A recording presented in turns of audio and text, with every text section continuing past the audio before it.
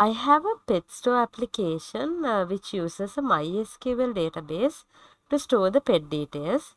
In order to mock the database connectivity, I have used compile time mocking by specifying a mock function that returns a mock MySQL client. Since we are returning only a skeleton client during test execution, we need to mock the expected behavior of the client. Within the application, we have utilized two member functions of the MySQL client, that is execute and query row.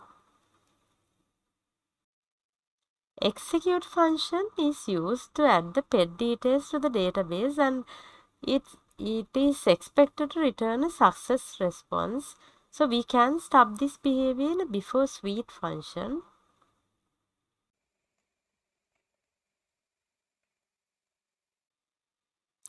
We can prepare the database client to return a specific response when the execute function is executed.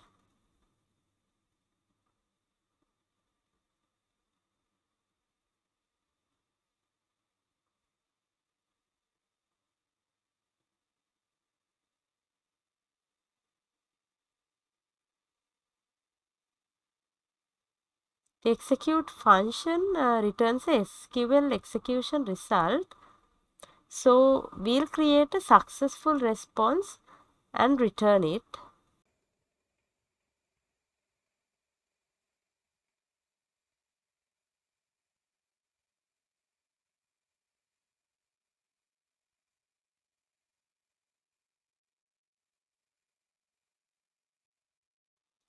This stubbed value is effective from beginning of the test execution, as we've added it in the before suite.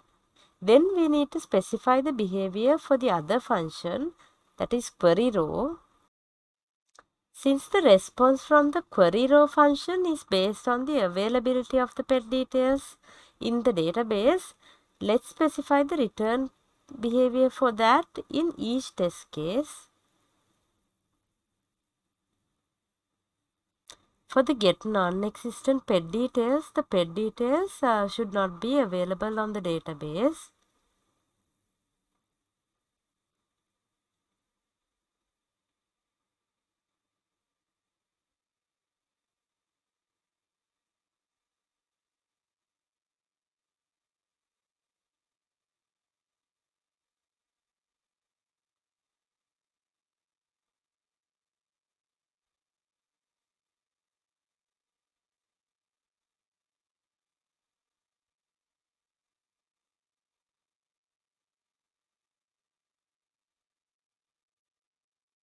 So we'll return a SQL no rows error.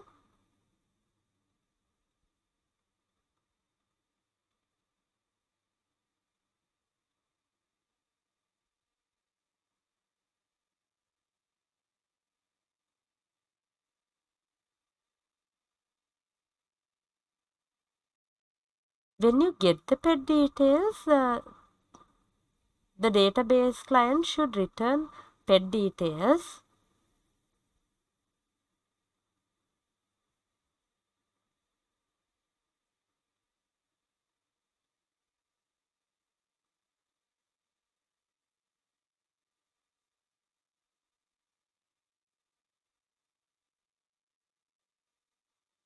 The same applies when you try to add an existent pet.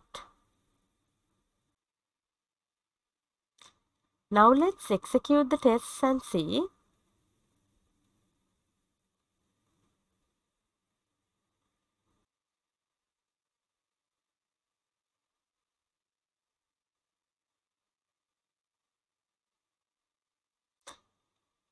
The tests pass without an issue by mocking the database connection, allowing for effective unit testing.